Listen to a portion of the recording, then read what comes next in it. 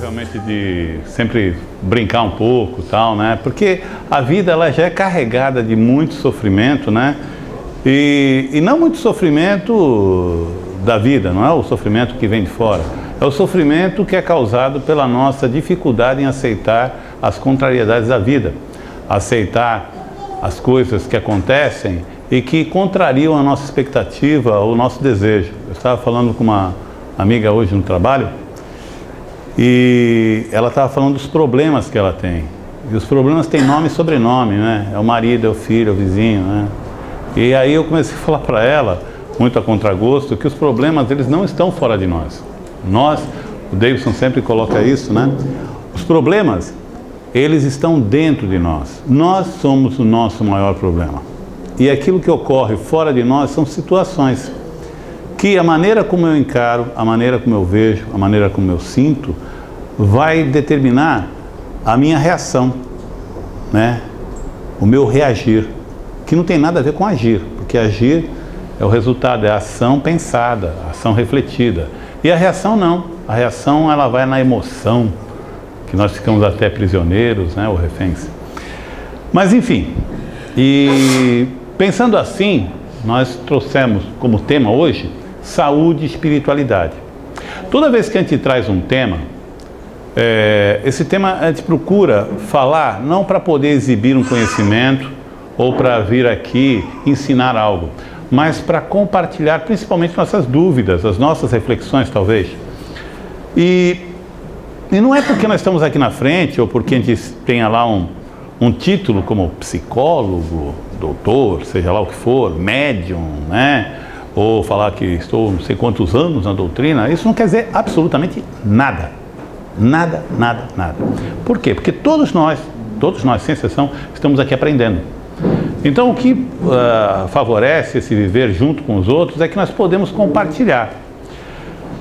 E há uns dias atrás eu estava indo num centro fazer esse bate-papo, essa palestra, né, sobre saúde e espiritualidade, e eu me deparei com a seguinte questão: muitas vezes no meio das pessoas que estão nos assistindo, que estão nos vendo até depois, quando a gente coloca na internet, muitos que vão assistir são pessoas que conhecem profundamente os assuntos que nós tratamos. Então seria uma besteira enorme a gente vir aqui pousar, né, de sabedor, de dono da verdade. Então a gente vem aqui para compartilhar. E aí eu lembrei nesse dia que eu estava nesse centro, eu estava vendo uma lua tão bonita, agora em agosto saiu uma lua que era uma coisa espetacular. E eu me lembrei de um fato. A minha memória falha pra caramba, mas tem coisas assim que são gravadas. Em 10 de janeiro de 1969, aí é uma opinião minha, tá? A foto mais importante, a fotografia mais importante de toda a história da humanidade saiu na capa da revista Life. Eu defendo essa ideia de que essa foto é a foto mais importante, a fotografia, não é um desenho, não é o quadro, a fotografia mais importante de toda a história da humanidade, que deveria provocar uma revolução na nossa maneira de ver o mundo, os outros e a nós mesmos. Era a foto da Terra, a primeira foto do planeta Terra. Antes existiam desenhos. Existiam algumas fotos que foram tiradas dos primeiros satélites artificiais, mas pegava só uma parte da Terra. Essa não, era uma foto a meia distância entre a Terra e a Lua, e a foto mostrava o planeta Terra, inteirinho, pela primeira vez. Em 1969, os Estados Unidos ainda estavam em guerra no Vietnã. E várias guerras estavam acontecendo esporadicamente no mundo. A violência existia. Disputas por terra e outras coisas mais. Gente com preconceitos em relação a outra raça, a uma outra língua, a uma outra religião, fazendo as maiores aberrações. E saiu aquela foto que mostrava, entre tantas coisas, nos levava à reflexão de que todos nós, independente das nossas crenças, valores, achismos, vaidade, orgulho, prepotência, achando que tem a religião correta, a religião da verdade, ou sistema político adequado, enfim, todos nós, estávamos no mesmo mundo. Um mundo frágil, pequeno, em relação a todo o universo. Um pequeno grão de areia flutuando no espaço de uma maneira tão frágil que poderia ser abatido sem que isso alterasse qualquer coisa no universo. Um pequeno pedaço de terra cheio de pessoas disputando por um pedaço dessa terra. Qualquer pessoa, independente da sua religião, da sua formação, da sua cultura, poderia, diante dessa foto, chegar à conclusão que nada do que eu estava fazendo por vaidade, por orgulho, valia a pena, porque estamos todos no mesmo barco, no mesmo planeta, o único planeta que nos abriga hoje. Encarnados ou desencarnados, estamos todos nessa psicosfera. Mas assim mesmo, nós não aprendemos e continuamos vaidosos, orgulhosos, prepotentes, muitas vezes querendo se afirmar diante do outro pela falsa sabedoria, né? Então, por isso, eu estou fazendo essa introdução só para dizer que tudo que a gente traz aqui não é mesmo com propósito jamais de ensinar, mas de compartilhar. Então, se aquilo que nós apresentarmos de alguma forma fugir da crença, da ideia que vocês tenham, não, abram mão, não precisa carregar isso para a vida. Mas o que a gente gostaria de propor é uma reflexão sobre isso que a gente vai falar, ok? Como tudo, ok? Pois bem, nós vamos falar sobre saúde e espiritualidade. Para a gente entender o que é saúde, né, nós precisamos procurar ampliar esse conceito de saúde como não sendo só não estar doente. Saúde, segundo a Organização Mundial da Saúde, né, é um estado total de bem-estar físico, mental e social. Eu acrescentaria financeiro também, que não há como dizer sem dinheiro que você está bem de saúde.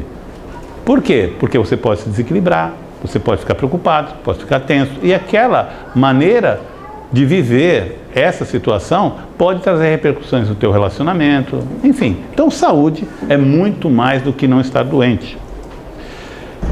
Já a doença, ela é tida como um estado resultante de desequilíbrio ou conflito que traz efeitos diretos que comprometem a qualidade de vida nossa enquanto indivíduos, mas também do grupo onde nós estamos. Isso é doença. Quem tem uma pessoa doente em casa, ou quem já ficou doente, todos nós ficamos, sabe o quanto isso impacta na vida dos outros. No trabalho. Imagina, uma pessoa doente, né, pilotando um desses caminhões. E muitos pilotam caminhões, né, acho que tem aqui profissionais dessa área, sabe o quanto é difícil e o quanto pode acontecer de erro pela doença, né? Já a cura, né, não é bem passar a doença. A cura é um processo de reequilíbrio, a chamada homeostase, que se reflete, de uma forma geral, processo de cura, em todos os aspectos da minha vida, enquanto uma consciência. Veja só, muitos de nós pensam que o processo de cura é tomar o remédio, vai tomar lá os 7 dias, lá o antibiótico, depois fica curado. Vou passar o metiolate, né? Vou ficar curado. Vou passar o permanganato de potássio, que é mais antigo, né? Vou ficar curado. Vou tomar o xarope, melagrião, vou ficar curado, né? Enfim, na realidade não é bem assim. O processo de cura é um processo que se inicia, mas nunca, jamais acabará. Porque é um processo de reequilíbrio. A partir do momento que eu me desequilibro, e eu me desequilibro a partir do momento que eu existo, eu vou sempre buscar, e tenho que ter isso em mente, que eu sempre estarei num processo de cura. Isso faz com que eu me responsabilize por essa cura, por esse movimento de buscar o reequilíbrio, de alguma forma, e não só se entupindo de remédio. Pois bem, falando em cura, em doença, em saúde, a gente fala do ator principal, o dito doente ou enfermo. A palavra enfermo, ela vem do latim, infirmus, que significa uma pessoa que não está firme, que ela não está estável, que não consegue fazer frente a todos os problemas, as situações na vida dela, em algum aspecto. Quem de nós pode dizer que passou durante toda a vida sem qualquer desequilíbrio e que esteve firme diante de todas as situações, que se manteve estável por todas as situações pelas quais passou? Ninguém, né? E é isso que nos chama a atenção. Quando Jesus, né, numa das passagens, é falado que ele, ao ser questionado por que ele ficava junto com pessoas de má vida, né, pessoas assim, de uma moral duvidosa, ele disse o seguinte, que ele estava vindo aqui não pelos sãos, mas pelos enfermos. Ou seja, ele estava vindo aqui para nós. Se tivesse sãos ali, pô, quem está são, quem está perfeito, não precisa de médico. São os sãos, são os enfermos, e não os sãos que precisam de médico. Só que para nós enfrentarmos as enfermidades, as instabilidades, nós precisamos de coragem. Coragem vem de coração, que há muito tempo atrás, e até bem pouco tempo, alguns séculos, era visto como a sede, não só das emoções, mas também do pensamento. A sede da razão era o coração, né? Então, a coragem, que vem do coração, ela surge quando existe coerência entre aquilo que eu sinto com aquilo que eu penso. Aí eu tenho coragem. Aí não é afoitamento, né? Não é excitação, não é porra louquice, né? É coragem. O que é coragem? É quando você, apesar do medo, você alia o teu sentimento, a tua busca, a tua esperança ou até o medo, à vontade de superar. Porque muita gente acha que ter coragem é não ter medo. Não tem nada a ver. Não ter medo pode ser uma tremenda de uma irresponsabilidade. Eu não tenho medo, atravesso aqui a avenida, né, tranquilo, que eu não tenho medo. Não, eu sou uma besta quadrada, né? Agora, a coragem é quando você está diante de uma situação que vai exigir talvez de você uma força que você não tenha, e pela necessidade, pela esperança ou pelo comprometimento, você vai além, né? E às vezes a gente não consegue superar. Pois bem, para a gente entender agora a questão da espiritualidade, já que a gente falou de saúde, né? Entender um pouquinho de saúde, vamos entender como seria essa anatomia espiritual. Porque se estamos falando de saúde e de espiritualidade, pressupõe-se que deve ter algum entendimento de como funciona essa saúde espiritual. Pois bem, a anatomia espiritual, ela pressupõe que nós temos um corpo físico, o chamado soma. Corpo físico esse que é composto de órgãos, tecidos e células. E não é pouco não, são 50 trilhões de células em média. Para vocês terem uma ideia, 50 trilhões de células, vamos imaginar que cada célula fosse um ser humano. O planeta Terra tem 7 bilhões de habitantes, seria mais ou menos como 7.000 planetas Terras, um atrás do outro, entupidinho de gente, e é isso que tem no nosso corpo, 50 trilhões de habitantes, ok? É gente pra dedéu, né? Caramba, mais gente do que na fila da loteca. Pois bem, esse corpo físico é o veículo de manifestação dessa consciência que sou eu nesse plano físico. É o hardware, é o equipamento, né? É aquele notebook através do qual eu acesso os meus arquivos que estão na nuvem, na internet, né? É através desse corpo que é possível que eu me relacione com outras pessoas que, se nós agora, se caísse uma bomba aqui, não vai cair, eu não sou, né, vidente nem nada, mas se caísse uma bomba e todos nós, passássemos para o plano espiritual, por conta da nossa densidade do nosso corpo espiritual, da nossa vibração, né, da condição vibracional que nós estivéssemos, alguns não veriam os outros. Por quê? Porque nós estaríamos em vibrações diferentes, né? Só que aqui nós estamos vestindo o mesmo modelito, então a gente se enxerga, por isso que a gente consegue se ver. Você coloca uma pessoa extremamente má, né, do lado de uma pessoa extremamente boa, e elas podem trocar experiências. Essa é a grande vantagem de estar encarnado, né? Eu posso ser um casca de ferida que nasce numa família onde tem uma pessoa angelical que pode me inspirar, né? Ou eu ser um instrumento de paciência dela. Pois bem, além do corpo físico, nós temos aquilo que chamamos de perispírito, segundo a doutrina espírita e outras ideias espiritualistas, né? Também chamado de psicossoma, ou seja, um perispírito, né? Que seria o nosso corpo astral ou corpo mental, como algumas tradições esotéricas chamam, através do qual o espírito se manifesta, seja no plano espiritual, quando nós dormimos, porque quando nós dormimos nós saímos do corpo, né? E sair do corpo não é bem a expressão, a gente se afasta, porque a gente não está encaixado, feito caroço de azeitona, né? Onde é que fica o espírito? Não fica, né? Nós estamos aqui, flutuando, aqui em volta, né? Então, olha só, quando eu durmo, eu me afasto do corpo e manifesto-me com esse perispírito, que é um corpo, né? Mas isso me afasta, mas fico ligadinho nele, até que um dia me afasto definitivamente, né? Aí alguém chega, olha e fala, morreu, né?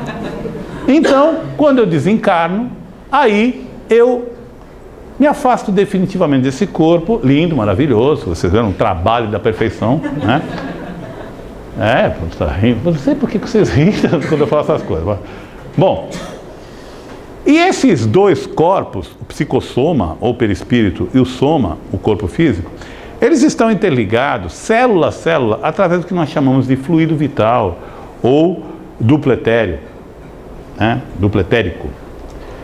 Esse fluido vital é o elemento de conexão entre o corpo físico e o corpo perispiritual. Imaginem vocês que cada célula do meu corpo físico tenha uma contraparte no corpo perispiritual, que é o contrário, né? Vem do corpo perispiritual para o corpo físico.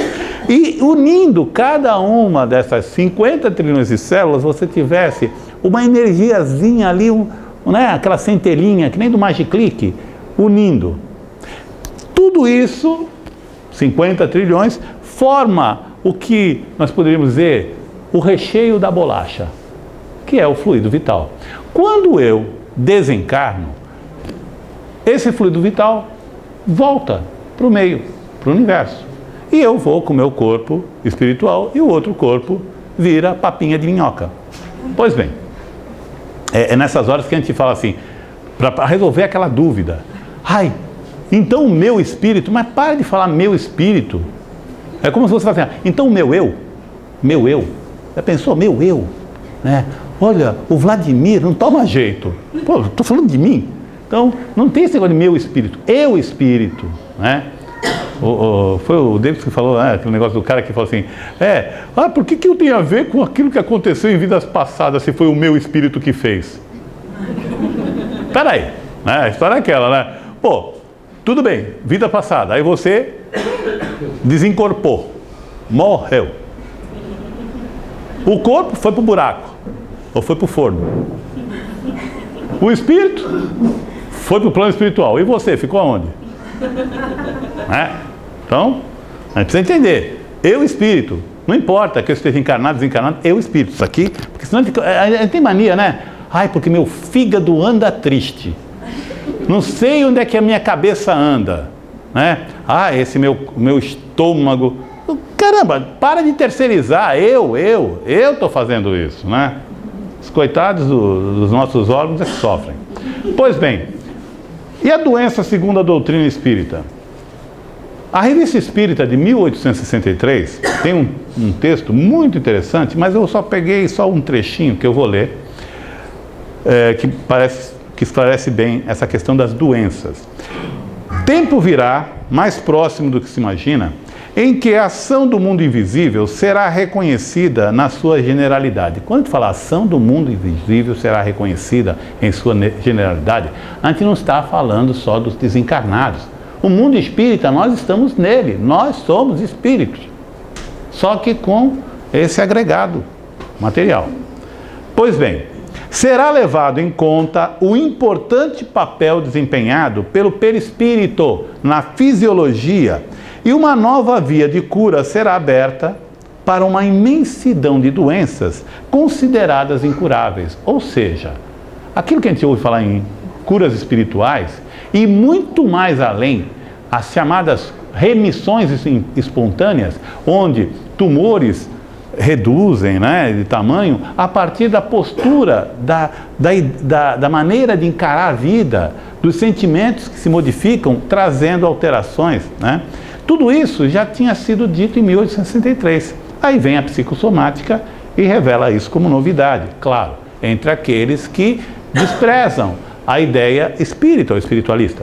Pois bem, falando de psicossomática, para a psicossomática, as doenças, elas se traduzem como uma síntese dialética, um diálogo entre o corpo e a mente, ou seja, um diálogo entre aquilo que nós chamamos de agregado, conjunto físico, que é o soma, o psicossoma, o perispírito e o corpo físico, e a mente ou espírito, tá? Existe uma definição psicossomática muito interessante. A doença psicossomática foi utilizada inicialmente para referir-se, basicamente, a algumas doenças, isso na década de 50, onde era caracterizado por doença psicossomática, doenças como a úlcera péptica, a asma brônquica, a hipertensão arterial e a colite, isso na década de 50. Passado algumas décadas, agora, em volta dos anos 90, já se falava o seguinte, que as doenças, essa visão psicossomática, ou seja, da interferência da mente e da maneira de sentir na doença, era potencialmente válida para todas as doenças. E muitos falam, sem qualquer pudor, que todas as doenças, sem exceção, têm a sua base no conflito existencial do ser humano, traduzido entre os conflitos do que ele pensa e do que ele sente. Para a gente entender como é que funciona esses conflitos, o impacto que eles têm na nossa vida, a gente precisa entender a biologia da chamada defesa da vida, né? Como é que se defende a vida? Qualquer organismo vivo, independente da sua complexidade, né? Pode ser um animal invertebrado, um verme, como pode ser o suprassumo da criação, né? Como alguns julgam, o homem. Né? Que não deve ser, não. Nós estamos aí num terreno assim, meia boca. Pois bem, a coisa funciona assim. A vida do ponto de vista orgânico, fisiológico, ela se traduz por movimento. Ou seja, quando você tem um organismo que existe um crescimento celular, né? E uma proteção desse crescimento dessa célula, ou seja, você tem uma célula que cresce, ela se multiplica, e ela, propriamente dita, ela tem mecanismos de defesa, de preservação. Ela se alimenta, ela respira, né? Ela excreta, ela se multiplica, ou seja, ela se perpetua, ou se mantém. O nosso sistema nervoso, e o sistema nervoso de muitas espécies, a maioria das espécies, eles têm como função, o sistema nervoso, monitorar, interpretar os sinais que venham do ambiente, né? E estimular reações apropriadas. Ou seja, quando eu sinto frio, né, eu fico arrepiado. E aí o que eu faço? Me cubro. Se eu sentir calor, que nem agora, por causa dessa bendita luz aqui atrás, né, daqui a pouco eu tiro o casaco, porque eu estou com calor. Então as reações, os sinais que chegam em mim, em cada célula, farão com que eu tome alguma medida, né, para preservar a vida. Existem, basicamente, para que a gente preserve a vida, que esse é o grande objetivo de qualquer ser orgânico, manter-se vivo, sobreviver, nós temos basicamente dois tipos de mecanismos de proteção. O primeiro deles é um sistema chamado eixo HPA. Gente, eu sei que pode ser chato falando assim, mas a gente precisa entender, porque a gente vai ouvir isso, muitas vezes a gente ouve e não sabe. O médico falou um negócio tão bonitinho, falou tireoide. Nossa, quando tiver um filho eu vou chamar de tireoide, achei bonito, né? Então vocês têm alguns nomes mais bonitos, como por exemplo, o eixo HPA ele é constituído pelo hipotálamo, glândula pituitária, né?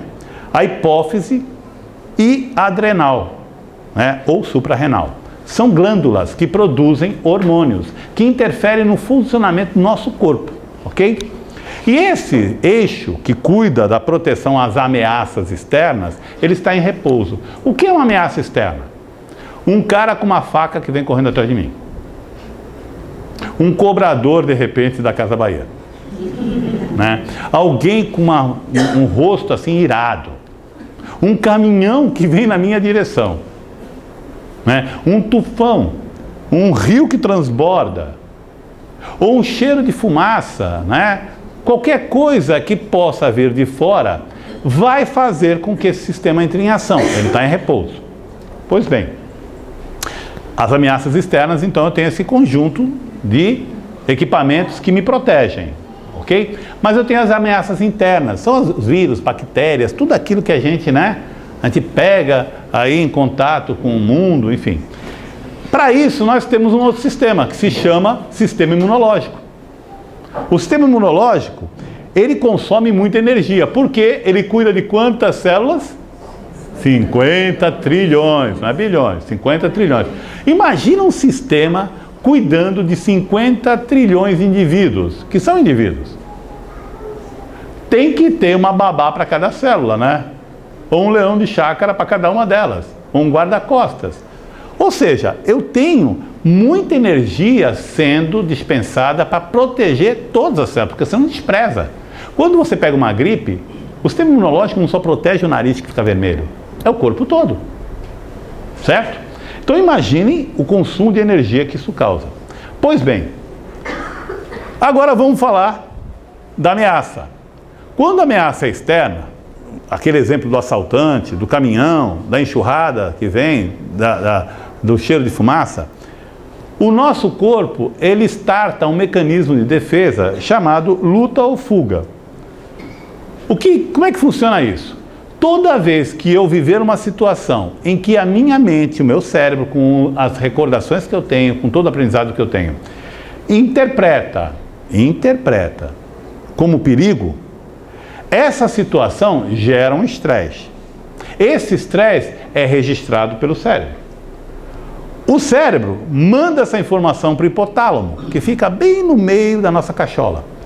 O hipotálamo libera um hormônio, o CRF, né? Que é o corticotropina. É que eu estou lendo, eu não lembro dessas coisas. Tá? Que vai acionar o quê? A glândula pituitária.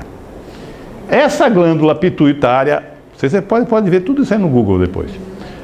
Ela vai enviar um outro hormônio através da corrente sanguínea, que chega a disparar através das glândulas endócrinas um monte de reações químicas no nosso corpo. E aí, esses hormônios todos, de luta e fuga, fazem com que o sangue vá para o lugar mais necessário. Qual é o lugar mais necessário diante de uma luta? É ficar com o rosto vermelho?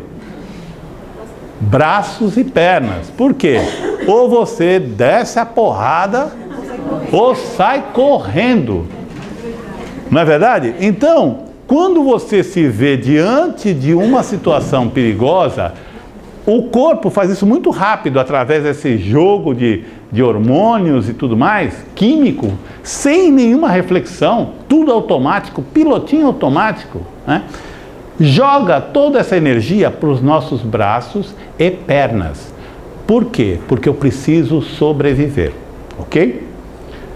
A prioridade, então, sendo lutar ou fugir, acaba inibindo toda e qualquer outra função que não seja essa. E da onde é que eu tiro toda essa energia? Lembrem qual era o que se consome mais energia no corpo? Sistema imunológico. Se eu quiser pegar energia, de onde eu pego? Do sistema imunológico. O que eu faço? Desliga aquela desgraça. Por quê? Tem um leão na minha frente. Ah, mas nós estamos combatendo a gripe. Não, esquece a gripe. A gente tem que sobreviver, porque senão o leão vai comer um bife de mim sem gripe. Mas vai comer. Então, o importante é sobreviver. Deixa a gripe, deixa o tumor, deixa as bactérias fazerem a festa por enquanto, porque eu preciso enfrentar o perigo externo. Ou seja, existe uma inibição das funções celulares de proteção e crescimento. Diante do quê? Da interpretação de perigo. Ok? Então, meu corpo reduz drasticamente a produção de novas células. Por isso que a gente, quando está estressado, a gente fica abatido, unha quebradiça, o cabelo fica feio, né? A pele fica apagada, cai tudo, né? Por conta do estresse. Por quê? Porque eu estou desgastado, não está produzindo células novas. Eu estou ficando de segunda mão ou de terceira. Pois bem, reduzindo essas atividades como digestão, excreção, crescimento, produção de energia, é natural que, tirando o meu sistema imunológico do ar, eu tenho como objetivo, o meu corpo tem, ele é perfeito para isso, a sobrevivência, porque essa é a prioridade. Pois bem, então a coisa funciona assim. É uma maquininha perfeita o corpo. Tem perigo? Eu interpretei como perigo? Eu preciso sobreviver. Ou eu luto ou eu fujo, porque tem perigo. Por exemplo, vocês lembram da cena do gladiador, né? Quando ele vai lá na arena, mas antes deram uma jurupinga para ele beber, batizada? Lembra dessa cena? Os caras foram lá e tum! Deram, né, uma cutucada nele com uma faquinha aqui que tinha um veneninho, né? Dizem as más línguas que passaram na saliva da sogra dele. Eu não acredito. Mas olha só. Aí, ele ficou meio baruel. Ele foi lá pra arena, né? Bem molinho. Mas aí surge o tigre. E um cara que, nossa, era um armário, né? Parecia o Beto adulto, né? Um armáriozão. Aí o que o cara fez? O corpo dele viu o perigo. Esquece a jurupinga batizada. Esquece a baba da sogra. Tem que sobreviver. E ele, né, conseguiu. Morreu depois. Mas, quem não viu, eu estraguei, né? Mas tudo bem. Mas enfim. Mas isso porque o perigo, ele interpretou corretamente. Tinha um perigo, um cara com uma espada enorme, com o dobro do tamanho dele, e um tigre. Então era um perigo duplo, né? E aí, ele tinha todo o estímulo para sobreviver. E o corpo dele não pensou duas vezes, põe toda a energia lá. Então funciona legal.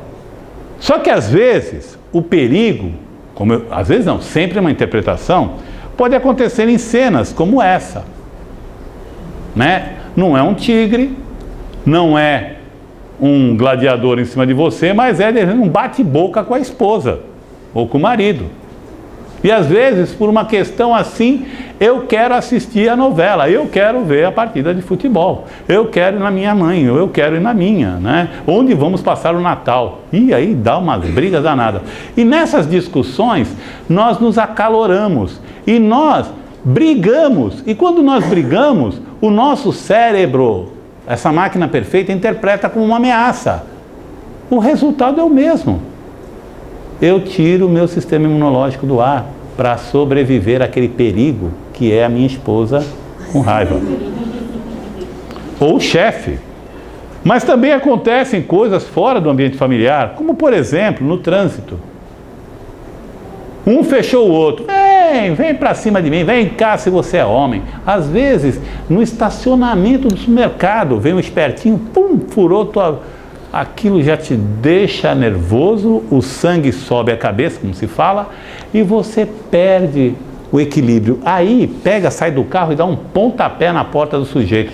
Aí eu vou perguntar, mas o que você fez? Não, na hora eu nem pensei. Claro que não, porque pensar consome muita energia. Então o nosso cérebro também desliga o lobo frontal e aquelas funções mais nobres de reflexão, de pensamento, e você fica refém do quê? Do sistema límbico, que é perfeito para a sobrevivência. Sistema límbico, onde estão todos os mecanismos automáticos de sobrevivência, o chamado impulso, né? Aliás, o instinto, né? Então ali, o sistema que controla os impulsos, que pensa, que reflete, desligado. Por isso eu nem pensei, eu saí na porrada. Claro, não pensou mesmo, ficou refém da emoção, né? Pois bem, O Gandhi, não é o grande, é o Gandhi, tá? Outro dia eu falei Gandhi, o pessoal, o cara está falando que nem um Cebolinha. Não, não é Gandhi mesmo, né? Aquele pensador, aquele líder carismático. Ele dizia uma coisa muito interessante. Ele dizia que as nossas crenças, elas se tornam os nossos pensamentos, né? E que esses pensamentos, de alguma forma, vão se transformar em palavras, ditas ou não.